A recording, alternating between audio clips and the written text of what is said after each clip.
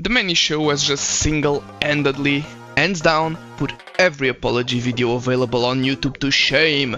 That's right, no ukuleles, no weird interpretative songs, no grey couch, and no crying. I've committed a severe and continuous lapse in my judgment and I don't expect to be forgiven. I'm simply here to apologize. This man has got every single commentary YouTuber, including me, turning into Logan Paul after his banger of a video. Everyone better start taking notes. I know, I'm later to the party than a dad that left to go buy milk. Better late than never, right?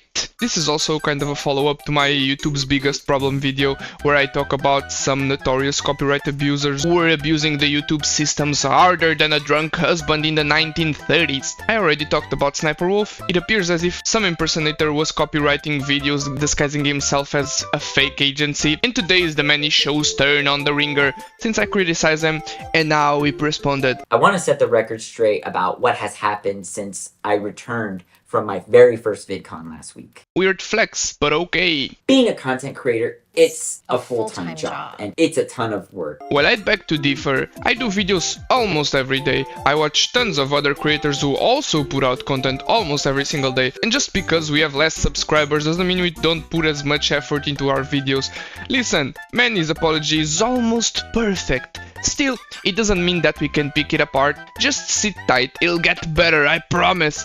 But I'll stop yapping now and just jump to the good part. Ahead of VidCon, I hired an agent to help me manage my monetization sharing. They went beyond by filing a copyright claim on Nguyen's video and flagging some others. So these are the main allegations. If perhaps, by any chance, you are currently living under a rock and you are unaware of what's been happening on the internet lately, the Manii show struck a whole bunch of channels down for using his comedy skits, including Nguyen and a literal child. After that, everyone turned on him like he had $1 million bounty on his head and started calling him out. After all, someone who grew his online presence by copying jokes shouldn't be acting like the joke police and not allowing other people to also use his content. So these are the things that the Manii show had to defend against. I'm the genius who hired them, but never with the intention to suppress any content or take down accounts. Like me, as someone who has been censored by TikTok multiple times, I am firmly against censorship. So as soon as we learned what had happened, we immediately contacted Nguyen to see the video, found no issue with the video, and contacted YouTube to reinstate the video and make things right with Nguyen. This has got to be a happier ending than the special menu at the massage parlor. Nay! Paddington 2's ending rivals this one. YouTube as a platform is like, what? Okay, Google? How old is YouTube? Damn, YouTube's old! But YouTube is a super old platform, and even then, in all of those years, not a single famous creator that messed up could come up with a good apology as good as this one. Concise, straight to the point. I made a big oopsie, I acknowledged my mistakes and shortcomings, took steps to correct them, and apologized. The end! Manii, the Manii show, whatever your name is, you just turned a hater into a fan. I think you should really consider leaving your career as a comedian and start writing apology videos to other popular creators. This guy could retire in 2 years, making millions by writing apology video scripts. I mean, everyone's doing apology videos nowadays. It's a blue ocean, an untapped market. So either that, or I advise everyone else to take notes from the Manii show. A very talented man indeed. The best, the most talented. I immediately fired the agent. I also contacted YouTube to remove any claims against any other videos that may have been caught up in this bullshit. But at the end of the day, it is my name on the channel. I hired the agent and I take full responsibility. Whoa! Now it's just role-playing as my previous boss. You're fired! He even took responsibility for the actions of the agency he hired. What a great boss! Shares the victories with the team and single-handedly takes responsibility for the losses. He hired the agency. Of course he had no idea that they were bad actors that were responsible for almost ending his career, but at the end of the day it's the Manii show's fault for hiring them. Hey, if he needs an editor, I'm free. When can I start? To those outraged by this, I am genuinely sorry with what has happened. I respect our community and it's hard. We work really hard on this platform, so I respect you all for what you do. Apologies accepted.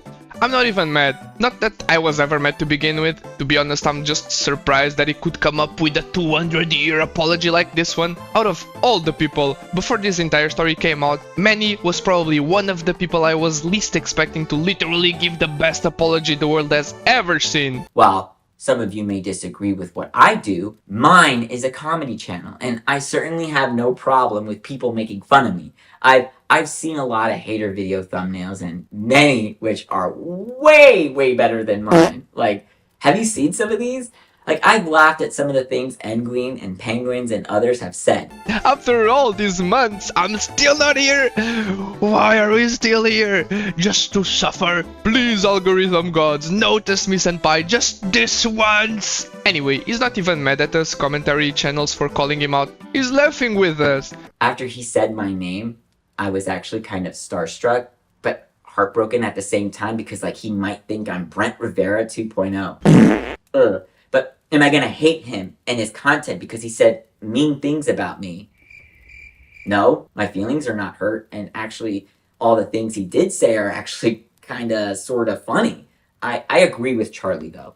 No creator should ever copyright strike another content creator by any means. I'd be starstruck as well. I even dream about it.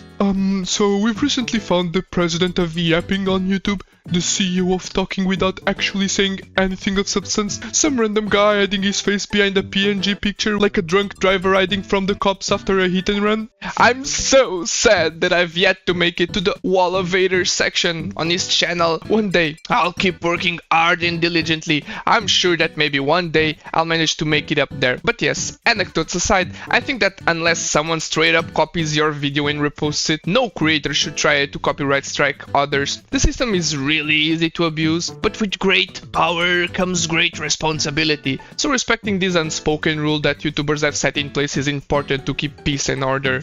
It's also clear a number of you haters accuse me of copying and stealing other people's content. The Mannii Show is known for stealing content. And when he's using other people's joke formats and audios, but then portrays it as his own. Most of the time he doesn't even come up with his own jokes, he just steals audio from other creators.